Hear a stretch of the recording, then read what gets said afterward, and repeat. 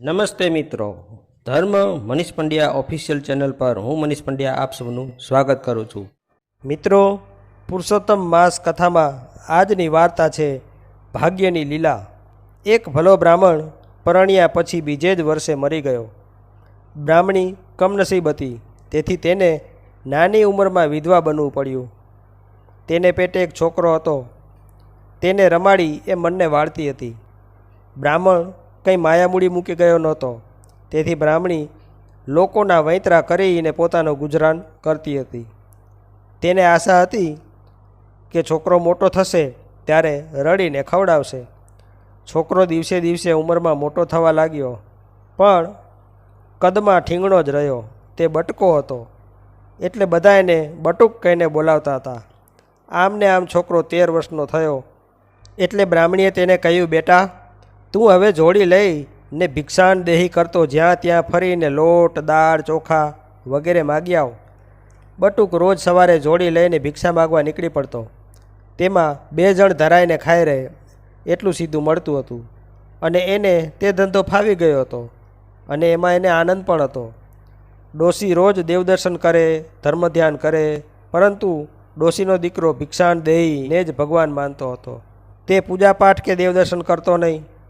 અધિક માસમાં પણ ડોશી પ્રાતઃકાળે ઉઠીને પુરુષોત્તમ ભગવાનનું રટણ કરતી, નદીએ નાહવા જતી, ત્યાં કાંઠાગોરનું પૂજન કરતી, કાંઠાગોરની વાર્તા સાંભળતી. પરંતુ ડોશીનો દીકરો નદીએ નાહવા પણ જતો નહીં, ઘેર નાહી લેતો. પુરુષોત્તમ ભગવાનનું નામ પણ લેતો નહીં. એને અધિક માસની આરાધનામાં રસ નહોતો. એને રસ હતો જોડી ફેરવીને ભિક્ષા માગવા જવામાં જ. આમ અધિક માસના 25 દિવસ પૂરા થઈ ગયા અને ડોશીએ દીકરાનો બરાબરનો ઉધડો લીધો. અરે દીકરા, આપણે બ્રાહ્મણ કહેવાઈએ, આ મહામૂલો મનખા દે. એમને એમ ધર્મ વિના એડે જવા દેવાય નહીં. પુણ્યનું ભાથું તો દરેક મનુષ્યએ બાંધવું જ જોઈએ. ડોશીએ બહુ ટકોર કરી. ત્યારે દીકરો સમજ્યો.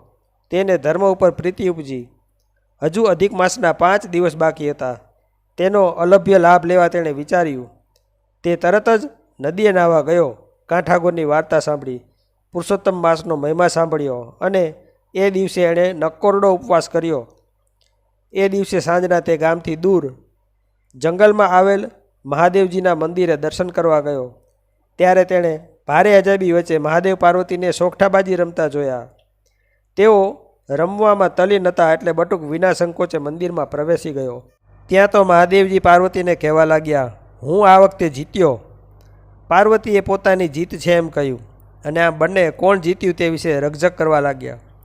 બટુક બ્રાહ્મણે જોયું કે ખરેખર તો મહાદેવજી જીત્યા છે, પરંતુ પાર્વતીજીની કૃપા મેળવવા માટે તેણે વચમાં ખોટું કહ્યું. પિતાજી હાર્યા, માતાજી જીત્યા. અને પાર્વતીજી બટુક બ્રાહ્મણ ઉપર એટલા બધા ખુશ થઈ ગયા કે તેને 2 મોતી બક્ષિસ આપ્યા. બટુક ચાલાક હતો. તે સમજ્યો કે હવે એ રોકાવામાં માલ નહીં. કદાચ મહાદેવજી કોપાયમાન બની જશે તો મારો ભોગ વળી જશે. આમ વિચારી તે તો મોતી લઈને તેના ઘેર જવા નીકળ્યો. એવામાં એક તળાવ આવ્યું. બટુક તેમાં હાથ પગ ધોવા ગયો. અચાનક તેના હાથમાંથી મોતી પાણીમાં સરી પડ્યા, અને પાણીમાં પડેલા મોતી ક્યાંથી હાથ આવે? તે તો નિરાશ થઈને ઘેર ગયો.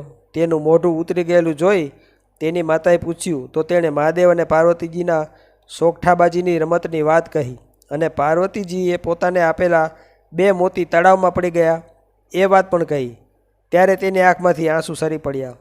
ડોશીએ દીકરાને આશ્વાસન આપતા કહ્યું, બેટા, તે મોતી આપણા ભાગ્યના નહીં હોય. હવે એનો અફસોસ કરવો નકામો છે. બીજે દિવસે બટુક ફરીથી મહાદેવજીના મંદિરે ગયો. જોયું તો મહાદેવજી પાર્વતી સોગઠાબાજી રમતા હતા. બંનેએ આ બટુક બ્રાહ્મણને આવતો જોયો. આજે પણ મહાદેવજી જીત્યા, પરંતુ પાર્વતીજી પોતે જીત્યાનું કહેતા હતા. બંને હાર જીત માટે રકઝક કરવા લાગ્યા. મહાદેવે ઝઘડાનો અંત લાવવા બટુક બ્રાહ્મણને પૂછ્યું, હે છોકરા, તું ક્યારનો રમત જોતો ઊભો છે, તો કહે કોણ જીત્યું? બટુકે કંઈક લાલચની આશાએ માતાજી જીત્યા એમ ખોટું કહ્યું. મહાદેવજીને તેના ઉપર બહુ ગુસ્સો આવ્યો. જ્યારે પાર્વતીજીએ તેના પર ખુશ થઈને પોતાના કાનની ઝાલ કાઢીને બટુકને આપી. બહુ કિંમતી સોનાનો દાગીનો હતો. બટુકે ઘેર જઈ તેની માને બધી વાત કહી, અને પેલી ઝાલ આપીને કહ્યું, માં, આજે પાર્વતી માતાએ મને આ ઘરેણું આપ્યું છે, તેને કોઈ સોનીને ત્યાં વેચી આવજે, તેના બહુ રૂપિયા આવશે. ડોશીએ ઝાલને પાણીયારા પર મૂકી પછી તે વાસણ માંજવા માટી લેવા પાછલા બારણે ગઈ. એવામાં આગલા બારણેથી એક પડોસણ સૂપડું લેવા ડોશીના ઘરમાં આવી. તેની નજર પાણીયારા ઉપર રાખેલી સોનાની ઝાલ ઉપર પડી અને તે ઉઠાવીને ચૂપચાપ પોતાના ઘરમાં જતી રહી. જ્યારે ડોશી માટી લઈને ઘરમાં આવી ત્યારે પાણીયારા પર નજર પડતા જ ચોંકી ગઈ. ત્યાં ઝાલ નહોતી. તેણે ઘરમાં બહુ તપાસ કરી પણ ક્યાંય ઝાલ ન મળી. તેથી ભાગ્યને દોષ દેતી બેસી રહી. બટુક બહાર ગયો હતો તે ઘેર પાછો આવ્યો ત્યારે ડોશીએ પેલી ઝાલ ગુમ થયા હોવાનું કહ્યું ને બોલી, બેટા, હજુ આપણું ભાગ્ય ખરાબ છે, તેથી હાથમાં આવેલી વસ્તુ ગાયબ થઈ જાય છે.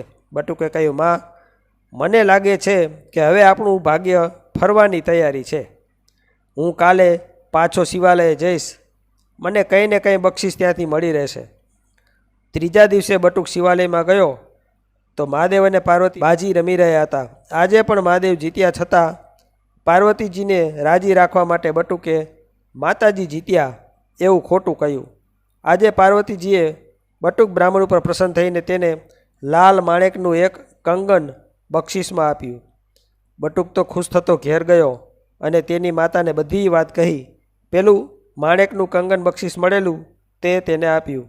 ડોશીએ કંગનને હાટિયામાં રાખ્યું કે જેથી કોઈની નજરે ન ચડે.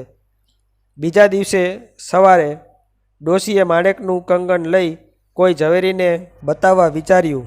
તેને હાટિયામાંથી બહાર કાઢી ઓસરીમાં જઈ અજવાળામાં તેનો ચડકાટ જોવા લાગી. એવામાં ઘરના અંદરના ભાગમાં બિલાડીએ વાસણો ગબડાવ્યા. એટલે તે રઘવાટમાં પેલા કંગનને ત્યાં પહાડ ઉપર મૂકી ઘરમાં ગઈ. એવામાં ત્યાંથી ઉડતી સમડીની નજર તે લાલ ચટાક કંગન ઉપર પડી. તે તો કંગનને માંસનો કટકો સમજી એક ઝડપ મારી ચાંચ વડે ઉઠાવીને દૂર દૂર ઉડી ગઈ. ડોશી ઘરમાં વાસણો બરાબર ગોઠવીને બહાર આવી તો પેલું કંગન ન મળે.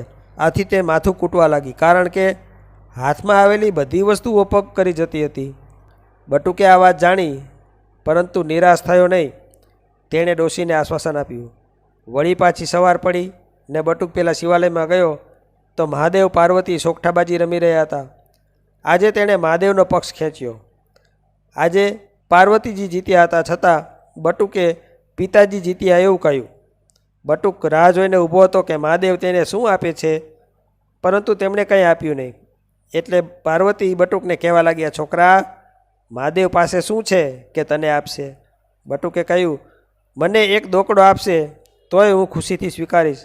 મહાદેવે તો આ સાંભળી જટામાં હાથ ફંફોડી એક દોકડો કાઢીને બટુકને આપતા કહ્યું, તું દોકડામાં રાજી થતો હોય તો તને તારી ઈચ્છા મુજબ દોકડો કાઢી આપ્યો, પણ આ દોકડો તને બહુ લાભ કરતા નીવડશે.